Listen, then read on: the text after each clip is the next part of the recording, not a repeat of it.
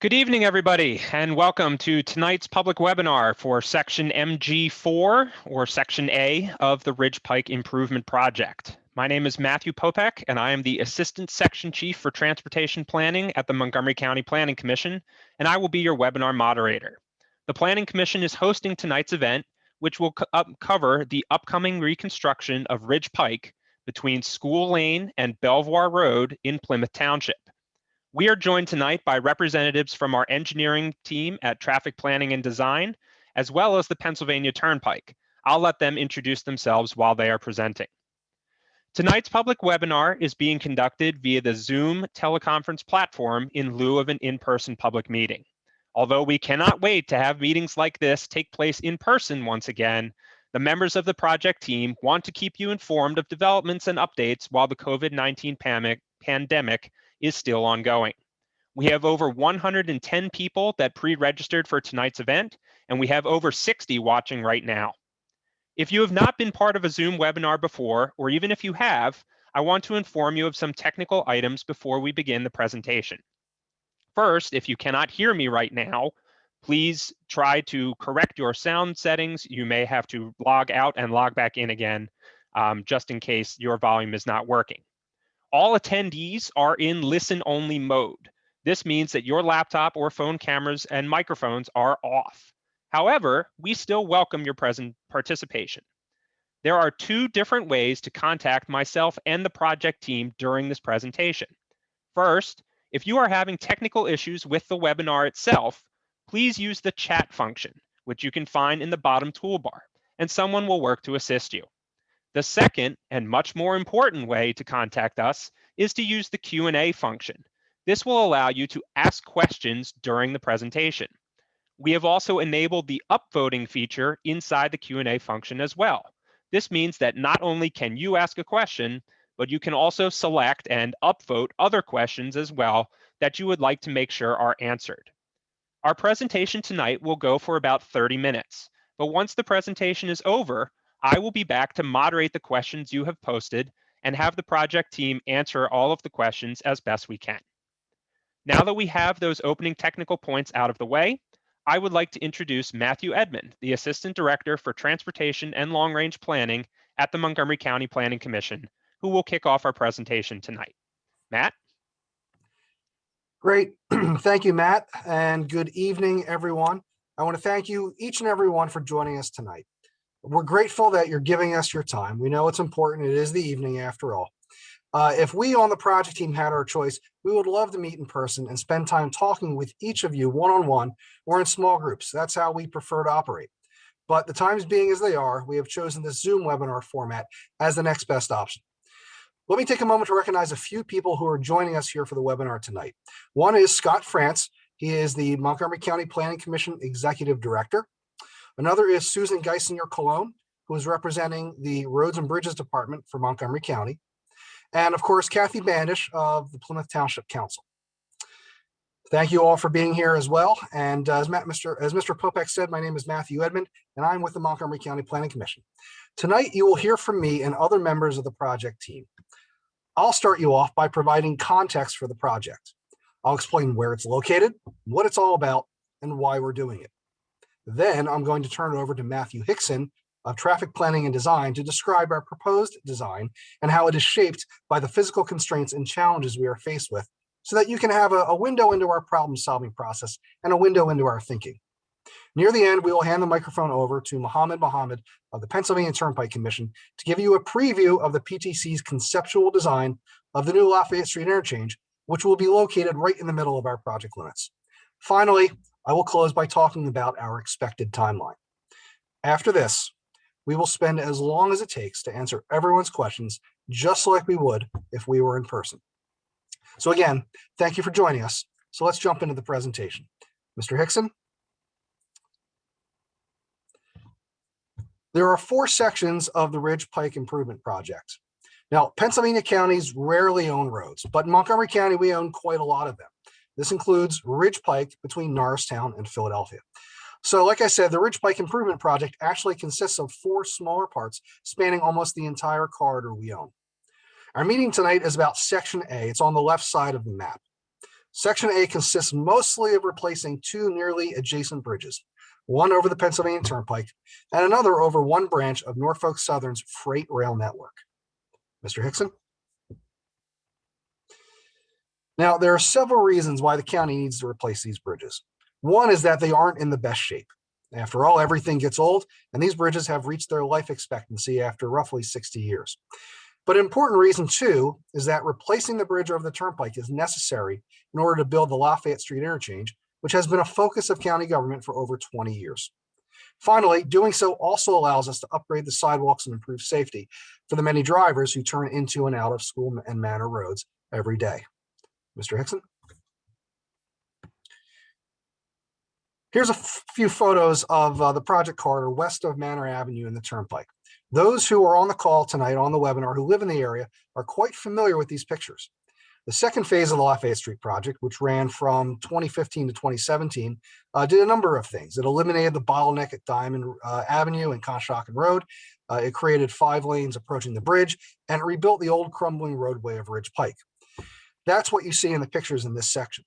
But as you head east, the road then necks down to 4 lanes over the bridge.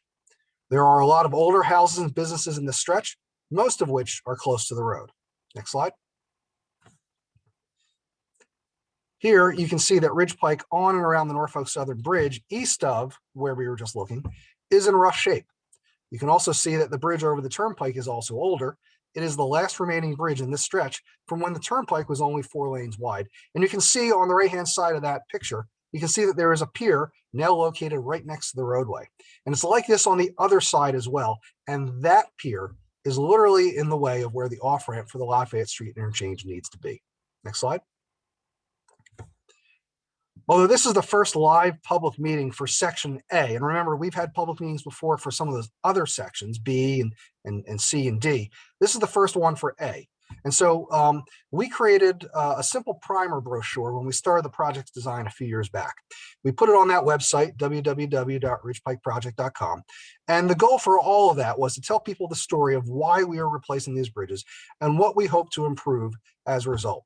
So this simple primer brochure is what you see on the screen. It's the front page and the back page. It gives a quick overview of everything.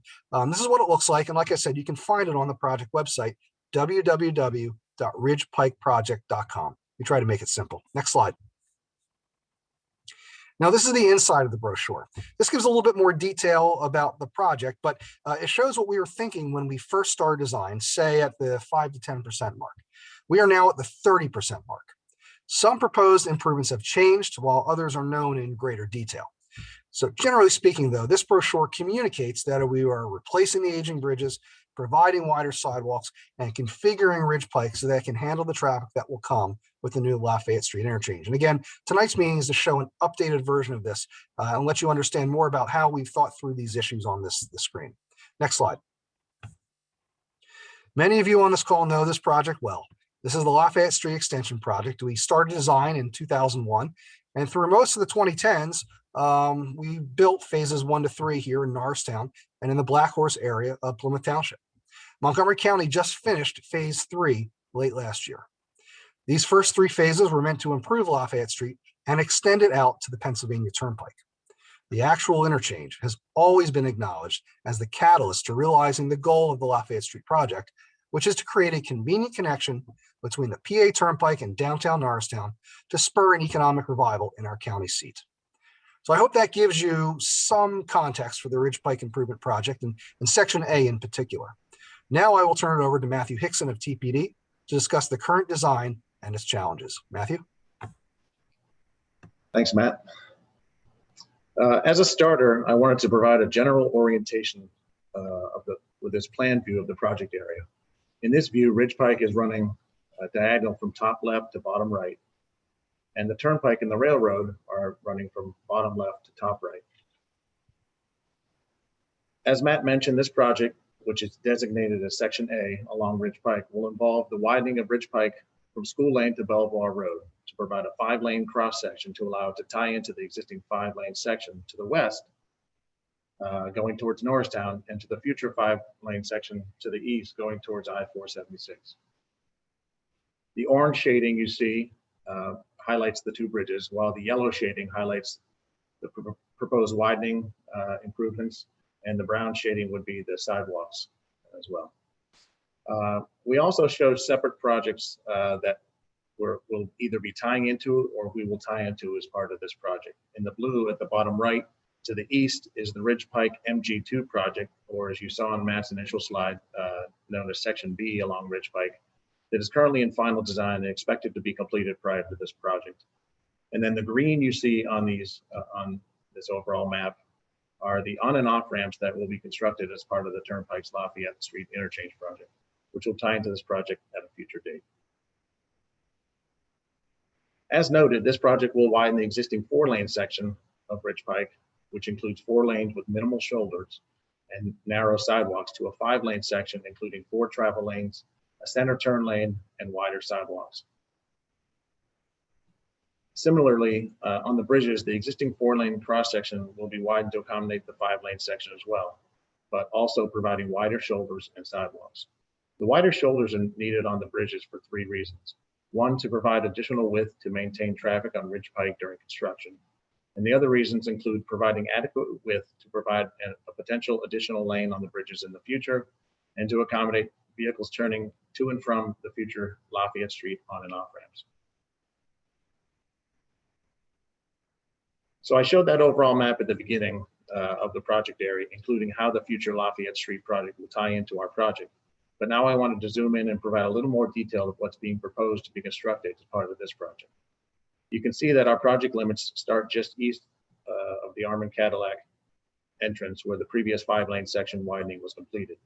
From there, the 5-lane widened section will extend past School Street towards Manor Avenue and the Turnpike. While the final right-of-way needs are still being determined, we do show property designations on these plans with circles. Anything with a circle means it will have some level of impact expected as part of this project. I'll describe this a little more later in the presentation, but a majority of the impacts expected within this section will be due to vertical profile impacts and or the need for potential stormwater basins as part of this project. The project continues to the east, where we're proposing a right-in, right-out entrance for Manor Avenue immediately before it crosses the Turnpike. The project will then extend over the widened bridges crossing the Turnpike in Norfolk Southern. As you can see, stub intersection legs will be provided for the future Turnpike Lafayette Street interchange, but what you see here is what is proposed to be constructed as part of this project. As the project continues past the 2 bridges, you'll see the orange line towards the bottom of the screen and to the south of Ridge Pike. This is a proposed wall to avoid impacts to existing Pico towers to the south. You can see the first of those here. Finally, the project will end at Belvoir Road and tie into Ridge Pike MG2 or Section B, as I mentioned earlier. The Section B 5-lane widening section is currently in final design and will be constructed prior to our project. Again, you can see the orange proposed wall extending all the way to Belvoir, again to avoid these 3 large Pico towers. So with that, I wanted to discuss some of the difficulties and design issues we went through when we were determining our proposed alignment. The first one of note was the Pico transmission towers I just noted, south of Ridge Pike and east of Norfolk Southern rail lines. We coordinated with Pico as there were quite a few concerns with our proposed widening and how it may impact these towers, or more importantly, the existing foundations. As I noted, we're proposing to construct a wall adjacent to Ridge Pike in this section, which will allow us to still widen to the southern side of Ridge Pike to an extent and eliminate the need to replace these towers, and also minimize impacts to the tower foundations. Another issue was the site distance for vehicles exiting from Manor Avenue and trying to make a left onto Ridge Pike. As you can see, the existing site distance exiting Manor Avenue is limited to the vertical profile across the bridge. As a result, we're proposing to make Manor Avenue at Ridge Pike a right-in, right-out condition, as you can see in this sketch. So as noted, within this section of Ridge Pike, there's 2 structures that we're replacing, the one over the Turnpike and the one over Norfolk Southern.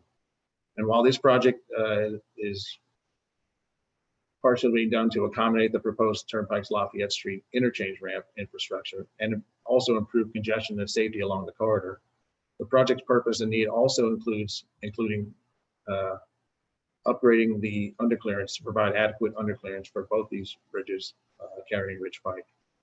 In the case of the bridge over the turnpike, the existing underclearance is well below the required 16 feet for vehicles crossing underneath it. As a result, the proposed profile of Ridge Pike needs to be raised nearly 6 feet at the western end of the bridge near Manor Avenue. The existing steep grade of Ridge Pike doesn't allow us to quickly tie back in either. So the required profile increase at the bridge still results in the profile being raised 2 feet at School Lane before we tie back in just east of the Arm and Cadillac driveway. From a typical section view, you can see the impact of this proposed vertical profile on the adjacent buildings on Ridge Pike west of the turnpike. In this view, you can see a conceptual view of impact on some of the buildings on the north side, right near Manor Avenue, as an example, and the vertical difference you see there. So the significant profile increase I talked about had our team investigating various concepts to reduce impacts on the existing properties between Manor Avenue and School Lane. As you can see from these pictures of the existing buildings, there's minimal room between the buildings and the existing roadway. And when you add in the profile increase, it magnifies the design issues we were challenged with.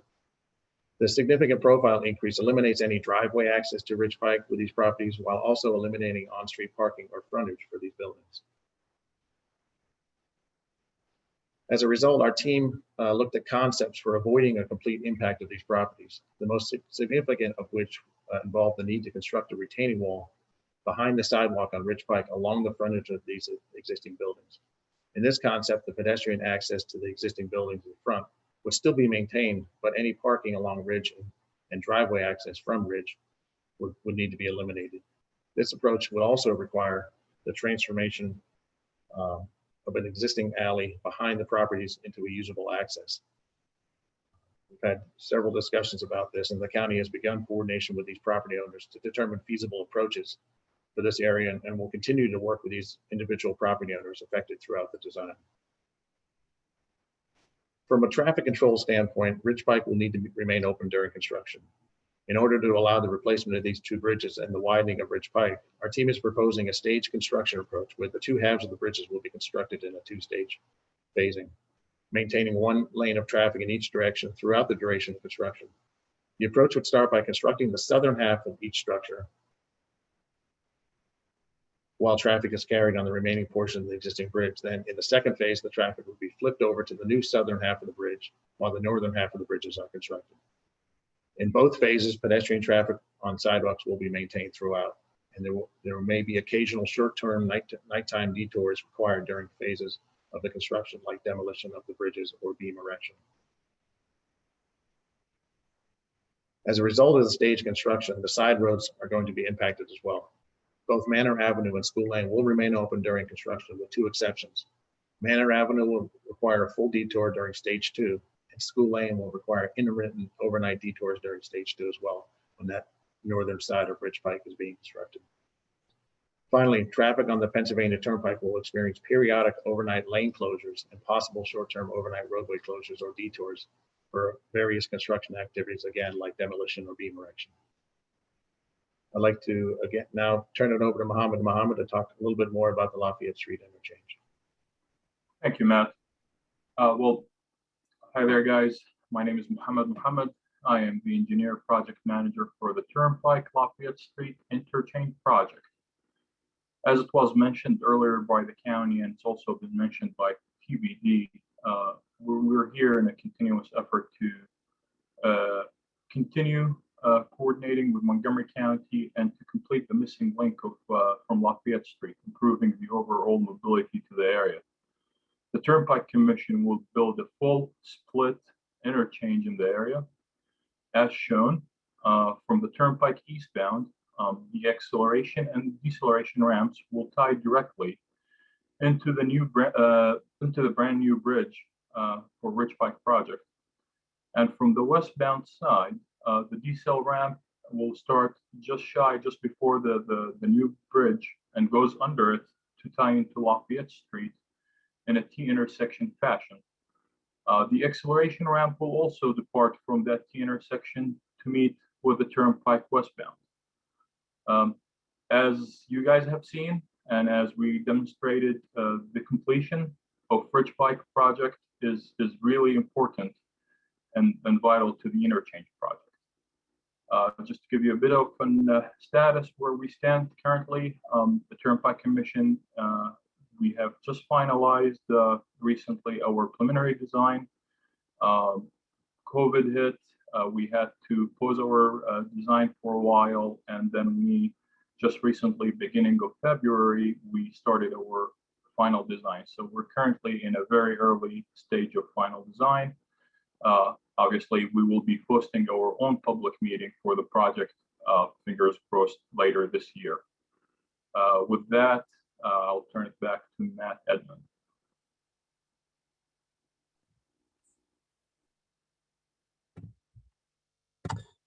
All right, thank you, Mohammed. So we're looking at entering the next stage of engineering, final design, this year. You can see that on the first bullet point. It says complete preliminary engineering. That's the phase in which we're in. And then it will take about 2 to 3 years to get through final design and acquire right-of-way. So at this time, we are anticipating a construction start sometime around 2024. But be aware that there are many variables which could affect the schedule. So the project is partially funded by PennDOT and the Federal Highway Administration. And so there are many reviews to work through and a whole lot of work that has to go in hand with working with a number of people. So this is where we think we're going to be. But obviously those who know construction projects know that things can slip. But so this is where we're thinking, but this could change. So I hope that helps people. And you guys can see there on the screen that, you know, PE, final design, utilities, right-of-way construction, it all lines up with those numbers there. I can't speak to the Turnpike's timeline other than saying that our bridges need to go and get replaced around the same time as the Turnpike begins, because again, that bridge over the Turnpike is a prerequisite to building the interchange. So both will be on a similar timeline, but I believe Mohammed will give more information about that at a future date when the Turnpike Commission does their own public meeting about the interchange. So with that, I think we will open it up to questions. One of the things that we wanted to do was at least bring up the questions that were posed when people registered. There were a number of those. So I'm going to send it over to Matthew Popek to start us on the Q&A. Thank you, Mr. Edmund. As you may remember, while you were registering for this webinar tonight, you had the opportunity to list any questions or comments that you wanted to have the project team consider in advance of the webinar. And we did get a couple of comments and questions in regarding bicycling facilities through this overall project.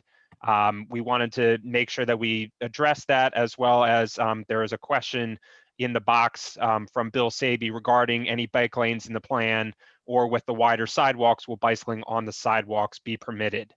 Would you like to address that, Matt Edmund, I guess, to start?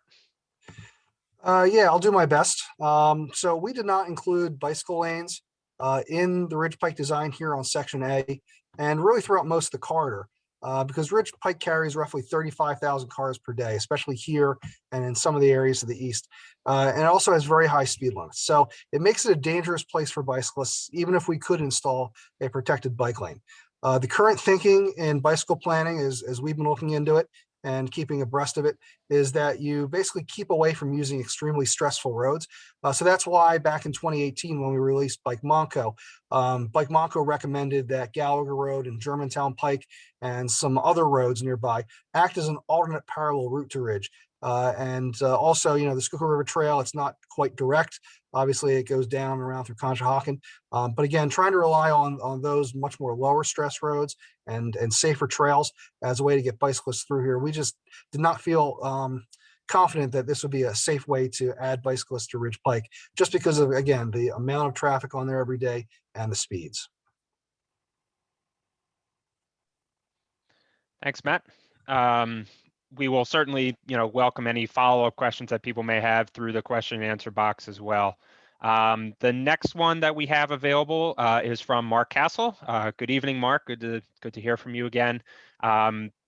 You have two questions in here regarding Septa Bus Stops, both the direction on the east side of School Lane being addressed in the context of retaining walls, and the existing bus stops on both directions on the west side of Belvoir Road given the westbound deceleration lane to the turnpike ramp. Matt Hickson, it might be best to go back to an overview map for answering this one, just so that everybody can see where we're looking at. And if, Matt, you would like to start, I guess, just in general regarding bus stops for overall for this project. Yes, certainly, Matt. So I want to express three things to the participants here tonight. I mean, one is that on all of the sections of Ridge Pike, we have been working with Septa to address the best places for bus stops. So we've sat down, particularly starting in final design, to figure out, where Septa wants to have them, to look at our design, to react, and to have a back and forth conversation. The second thing is we're committed to actually improving the bus stops. And so in other sections, we have not only provided for a landing place, but we've tried to provide for a 5-foot pad so that someday if we get the ability to put in bus shelters, we have provisions for that. So we're committed to working with Septa. We will work with Septa. We're committed to improving the bus stops that are in the corridor. And Mr. Castle, going forth, once we get close to final design, we will be reaching out to you and your team, and we will start that process of deliberation and figuring out how best to incorporate the bus stops. So if we have to make design changes, we will. If we're able to relocate them to safer and better areas, we will do that. So we look forward to that partnership. Thank you. Next question is from Kathleen Sturgeon regarding the anticipated impact on traffic flow and light timing at Fairfield, specifically during construction as well as at completion. Matt Hickson, you would probably be the best one to address some of this. It might even take the even broader scale map that we have just to show where the Fairfield and Ridge Pike intersections are as it pertains to the project limits that we have. Trying to find the best map here. I think the one showing the Turnpike interchange might actually be best. Yeah, right here. So as far as construction and the traffic, we are actually currently going through our safety review submission and our traffic analysis of the area, and that's we'll take a look at the impacts that the one-lane stage construction will have on the adjacent intersections, and whether or not there will have to be retimings associated with that, or what sort of temporary improvements may be required. That's something that'll be part of our design. As Matt mentioned, we're only at the 30% phase of this contract of this project, so we're just working through the preliminary phases as we speak. So I don't know if that was.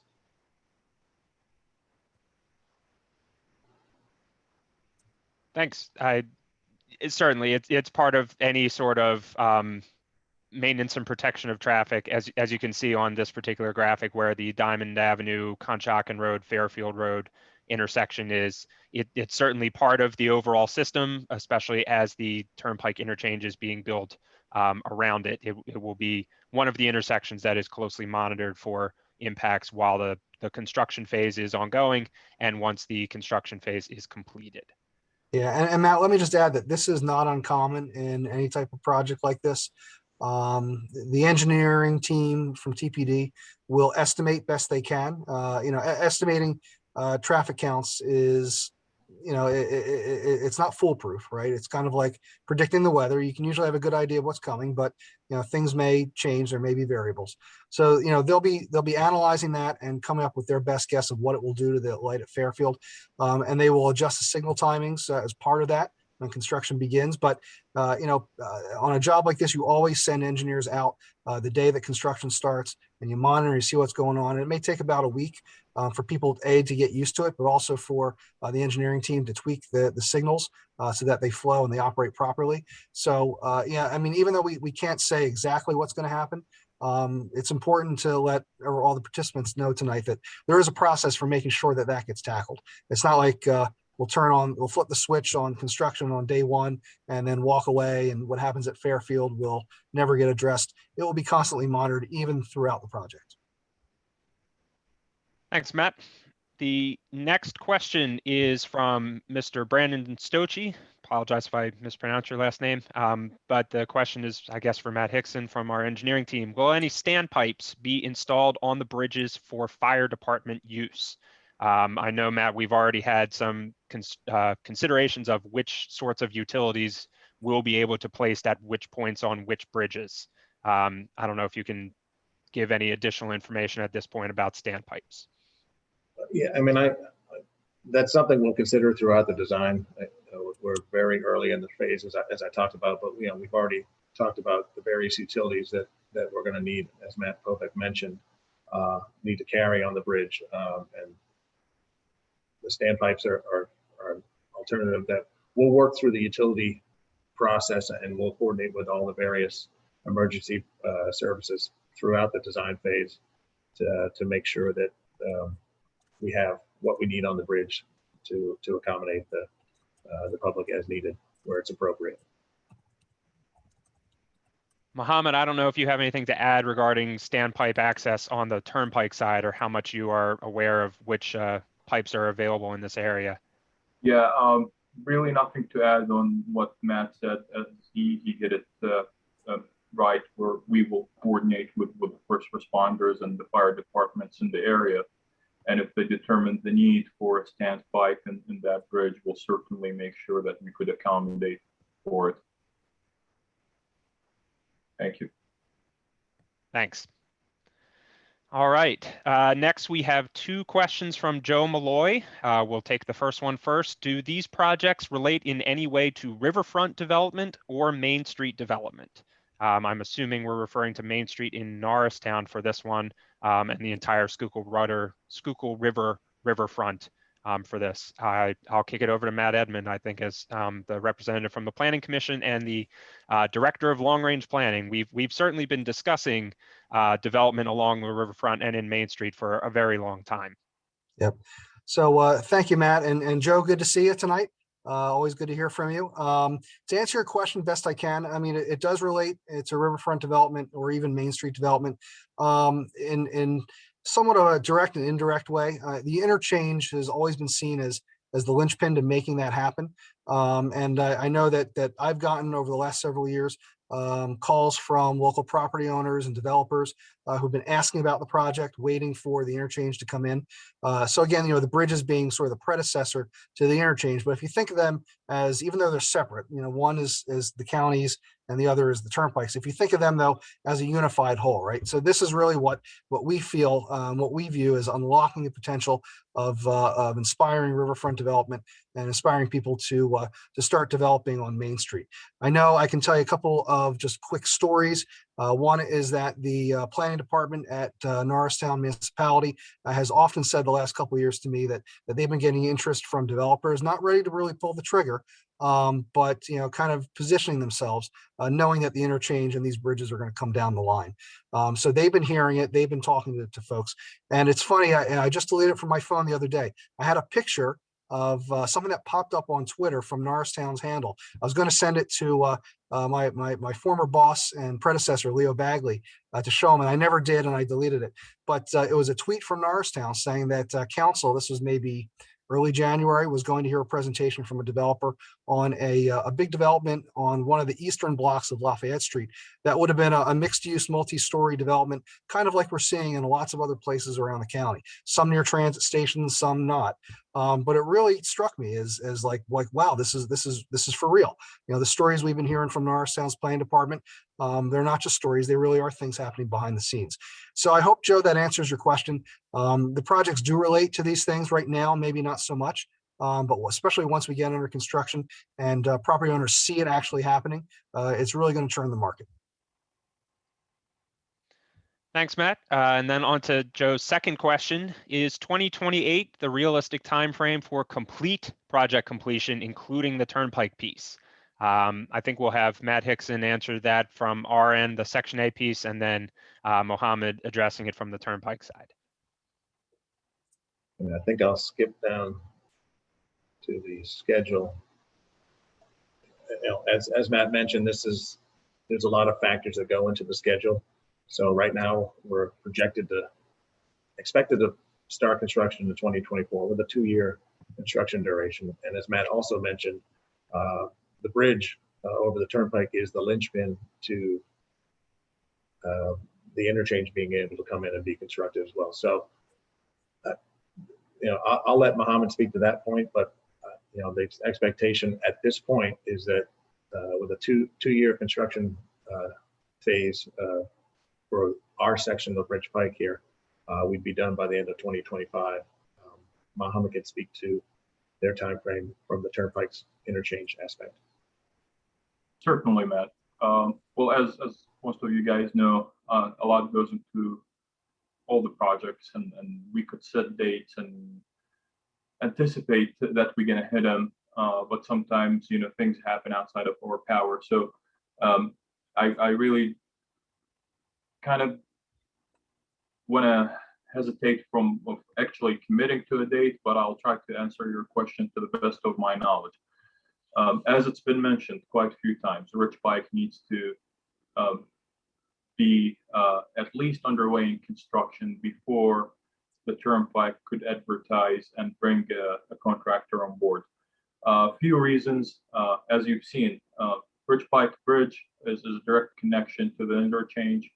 And then the other reason is where the area that we're working in, it's a very consolidated area. I don't have a lot of space that I would have two contractors at the same time kind of fighting for space, if that makes sense. So I would say if the county is sort of committing and trying to hit the 2025 date, we would be following very shortly.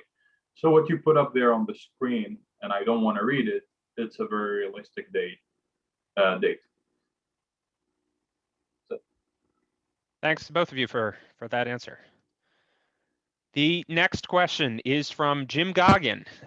Will this plan free up traffic in the Conshohocken area? Jim, this is a thorny question. I don't know if any one project will free up traffic in the Conshohocken area just by itself. There's a number of different projects going on in this entire area that we're working on freeing up traffic in various ways. Matt, Edmund, I'll just address to you, maybe not just the Ridge Pike Section A project, but the entire Ridge Pike improvement project as it addresses traffic in the Conshohocken area. Your thoughts? Yeah, Jim, we may need to have you type in some follow-up to this question a little bit to parse it out. I would interpret your question as asking really about crossing the river, right? I mean, I think we all know that the traffic in Conchie is pretty bad, and it really centers around on the West Conchie side, 23 and Matson Ford, and it's also on the bridge, and then of course it's in the lights that approach the bridge on the Conchie side at Elm Street and so on. So like if that's what you're referring to, my answer just from experience would be probably don't bet on it. We didn't really study traffic along Lafayette Street and in that corridor as part of this project because it's pretty far away and there's lots of other places that cars could go. So it's hard to chase the traffic impacts that far down. But a lot of that traffic is really moving north and south. If you want to go up towards this area, you might have some more people using Conshohocken Road, for instance. But even then, Plymouth Township's land use and how they zone that area along Conshohocken Road in the future could really be a big variable. It could make traffic worse in the whole area, it could make it better. It's really tough to tell because it's just a huge variable. I know that our office, the Planning Commission, did a plan for them looking at the Conshohocken Road corridor. And so again, if they upzone it and they want development down there, it would totally throw off any traffic analyses that we do. So I don't really think we have a really good answer to it other than if what you're referring to is crossing the river on Fayette Street and Matson Ford Road. I would not expect this plan to do a lot for that area because it's really two different types of movements, generally speaking. Thanks, Matt. And of course, we will be available for follow-up questions if anybody needs to type something into the Q&A box. Speaking of that, we have 3 listed questions left, but it's, I think, one combined question from Bill Redding. How much is the average daily traffic expected to rise from existing to end of project on Ridge Pike at the Turnpike crossing? I will hand this over to Matt Hickson for his background studies. I think that was part of the overall purpose and need to determine the functionality of this project in the first place. Yeah, and I don't have the numbers in front of me, but but as Matt mentioned at the outset, that currently there's 35,000 vehicles per day. I don't have the numbers in front of me. I can get back to you with that question, unless Matt, Edmund, you recall what it was. Yeah, I don't want to guess. Bill. Yeah, Bill, first off, it's good to see you. You're always a friend of the Planning Commission. We always look forward to hearing from you and talking to you. Sorry it couldn't be face to face, but I think you pose a pretty good question. And I don't have the numbers offhand either. We'll probably have to follow up with you separately and get you that specific piece of information. But I can tell you two pieces of context. One is that 35,000 cars per day on the screen. That is a 2019 number, right, Matt Hickson? Correct. Yes. Right. So when we started designing this, we didn't have that number, and the number that we were working with was slightly lower. It was more around the 30,000 range. But going back several years, we actually had worked with DVRPC to model the interchange and to model this section of Ridge Pike. And what we found was that we projected out to an opening year of, I think, 2040. And the width that you see in this presentation, it seems like it's really, really wide out there, and it is really wide. We actually have basically a whole lane in reserve because when DVRPC ran the models, and they try to be pretty conservative about it, we found that it worked when it opened, but by 2040, it was right on the boundary as the VISN models were showing, where it might work or it might not work. So we had to build the thing out a little bit more just because we didn't want to invest all this money and all this effort into building something that didn't, work in another decade or two. So we based that, like I said, I don't remember what the AEDT is per se, but I remember that it increased enough that if we didn't provide for a little bit more room, then we'd end up probably building something that everyone would be coming back to us by 2040 saying you got to widen it, you got to fix it, and we just didn't want to make an investment that would only be good for a shorter period of time. So again, Bill, we'll talk on the side. If we don't reach out to you, give me an email. We'll get that number for you and we'll follow up. Thanks to Matt and Matt for that. We had a question that came through the chat box from Councilwoman Kathy Bandish here, just asking about the other sections of Ridge Pike and rough preliminary completion dates for sections B, C, and D, since we did mention section A and had the discussion regarding those dates for both the outer work on Ridge Pike and the Pennsylvania Turnpike interchange itself. As you see on your screen here now, section B is Plymouth Township, section C is White Marsh Township, and section D is straddling the border, White Marsh and Springfield, heading down towards the city of Philadelphia. I will let Matt talk about these other sections. The Planning Commission and the Montgomery County Roads and Bridges Department continues a lot of work on all of these as we're going forward. But Matt, you want to give a quick overview of these since this is mainly a section A meeting? Yeah, so just moved east to section B. Section B is through the heart of Plymouth Township. It's where the Conceptual Autoplex is and a number of other car dealers. There's also some industrial users back there. Eli Kahn of Econ Development has been rehabbing a really big structure next to the old Beambo plant. So there's industrial there too. And a lot of it's driven by traffic coming on and off the Blue Route. So what we're going to be doing with that section is we're going to be rebuilding it in its entirety, digging all the way down to dirt, a couple feet, and rebuilding the road from the ground up so it doesn't get repaved every couple of years and ripple again. And we're also going to widen it to include a fifth center turn lane. So that way, when people make left turns through all the driveways, they have less of a chance of getting rear-ended from somebody who doesn't realize that they've stopped in front of them. So that was the point of it. There's also, again, a sidewalk on both sides of the road. We've been working with Septa to identify the best places for bus stops, change them if necessary, relocate them, and then, like I said, also provide for better facilities at each of those bus stops. And we've also been working with Conceptual on some access management too. It's not easy in the corridor, but the Conceptual folks are going to be changing some of their driveways to better line up with our project. So that's B. C is one where we're basically just going to be doing a rebuild of that. Again, digging all the way down to dirt, rebuilding the road from the ground up so it lasts another 50 plus years and isn't such a rough ride. So we're going to be doing that. We're going to be improving some of the intersections, adding a few turn lanes here and there where traffic really bottlenecks up. We're going to have a continuous sidewalk on the south side. So you'll be able to go from end to end on the south side with crosswalks across all the signalized intersections. And again, bus stops heavily with Septa's input where they want them to be. And then when we get to section D, that's also going to be a complete reconstruction. But we are going to be realigning Barron Hill Road, putting a signal there. We're going to be eliminating that lane drop that happens outside of Hollids, and that eastbound lane will carry all the way through to Philadelphia to try to relieve that bottleneck there as well. Again, sidewalk completely on the south side, and we have some space, some places where we were able to put it on the north side as well. Once again, working with Septa on where they want their bus stops and making sure that we provide ADA accessible places for those bus stops to be accessed by. So generally, you can hear that there's a lot of reconstruction. There's a little bit of widening and traffic congestion relief, and then there are some multimodal efforts that are also part of that to try to fit in with the county's complete streets policy, which looks and says, where you can do different multimodal things, put them into your project. Balance things out best you can and consider all the users as much as you can. So that's a general overview, Mr. Popek, of what we're looking for. Thanks, Matt, for all of that overview. And then to Kathy's question regarding preliminary completion dates. I know we're looking to get section D and B out the door into construction within the next year or so. Section C is a little bit further behind, and section A, as you saw the schedule tonight. Would you like to talk briefly about the completion dates? Yeah, I mean, I'll just mention that each of those two, B and D, will probably last about 2 years for a project of this scale for both of those, and how long they are.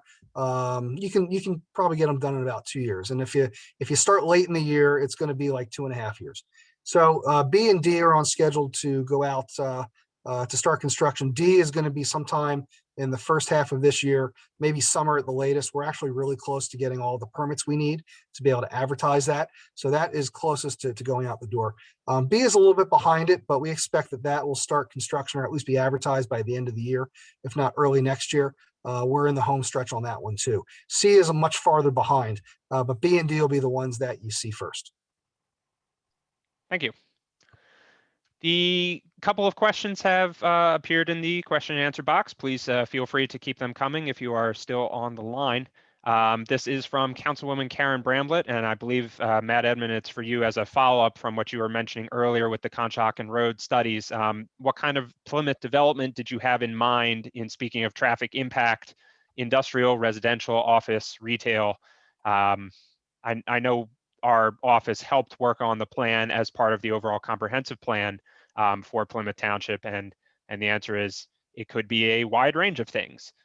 Matt, anything else you'd like to say on that? Yeah, Karen, thank you for joining us. Ms. Bramblett is one of the council persons here at Plymouth Township. And Karen, what I'm referring to is Plymouth Township's comprehensive plan. I know that was done by our office, and there was talk during the development of that plan about what the future of the Conshohocken Road corridor might look like. I believe, if I remember correctly, that it explores the idea of all of those things: industrial, residential, office, and retail. I don't know if it settles any questions, but I know that as part of that comprehensive planning process, all of those uses were thrown out there as possibility for the future, which of course is different than actually changing the zoning. But in terms of long-term vision, I think all the participants on that comprehensive plan effort realize that industrial will come and go, and you may have some there, you may want some there, but it may not have a long-term future either. And so I think the township was trying to prepare for a sort of post-industrial future on that corridor, which if it ever happens, and that's a big if, could also, my point was, just scramble up some of the traffic assumptions that we would make when we study Ridge Pike.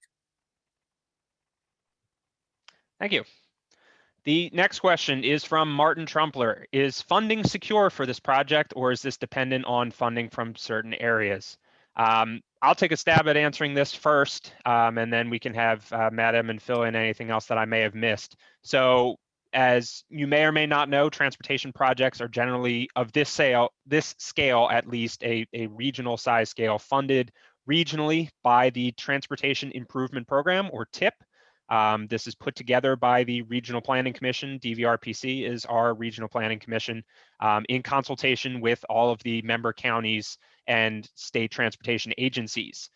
in order to assemble all of the different funding sources and commitments for how a project can be funded. This particular project is on the region's tip. It is in the first couple of years for the region's tip, which is an important item to say that funding is essentially secured and committed going forward. There is a mix of federal funding, state funding, and local funding is largely being provided by the county in order to get this project out the door. If you'd like to look it up for yourself in the tip, the project number is 110444. That's 110444 for final design, utility, right-of-way, and construction dollars. You can see how all of the different federal, state, and local commitments are laid out. It's about a $30 million commitment over the next 3 years for this overall project as placed into the tip that we have right now. Matt, if you have anything else to add on that point? Nope, I would just reinforce, Martin, that yes, funding is secure for it. It's from PennDOT, it's from Federal Highway Administration, it's committed. So all we have to do really is get through design and buy the right of way we need and get our utility clearances, and the money is waiting for us there to build it. Thank you. Well, we have no other questions currently open in the question and answer box or in the chat box. Matt, if you could go back to the last slide for the contact information for both Matt Edmund at Montgomery County and Mohammed at the Pennsylvania Turnpike Commission. If you have any further questions about any of these things that happen to come up after you leave the webinar tonight, they are certainly willing and able to answer any questions that you might have. We will, the project team, certainly be willing to stick around for a few additional minutes if any other questions happen to come up. But if there are no other questions, we'd like to thank you all very much for taking some time out of your evening tonight to join us. Hopefully this was informative, and we will be certainly willing to continue to have the discussions with the Plymouth Township officials, Plymouth Township residents, things like that. Bill Sabie actually just came up to the point I was trying to pass over to Matt Edmund to talk about. When will the next public meeting be? Matt, I know you had a couple of things to say about that. Sure, Bill. We envision at this point having another public meeting sometime in final design, right? So we don't want to keep coming back and forth to everyone and not really have anything new to present. So we got to get through a couple of tasks and make some progress and kind of finalize some things. So we'll be back sometime during final design. And until then, we're going to keep the website updated, www.ridgepikeproject.com. If you click on the A, then you'll get right to a sub page on that. And we're going to start populating that with, we're going to actually post the recording of this public webinar. That'll go up there. We'll have some other stuff popping up on there as we make some progress. So that'll be probably, Bill, the main way in which we communicate in between meetings. But sometime in the next maybe 2 years, when we're into final design, we have something more to present, we'll come back out. And then when we get to construction, we'll have another public meeting then too, so that we can introduce everyone to our contractor and that team. So if concerns or questions come up during construction, you'll know who to contact. So that's kind of what we're thinking going forward in terms of public meetings. Great. Well, thank you very much. This has been the Ridge Pike Section A public webinar presentation. Thank you all for coming. Have a good night. And if you want to stick around a little bit longer, we will be here to answer any final remaining questions. Thanks very much, everyone.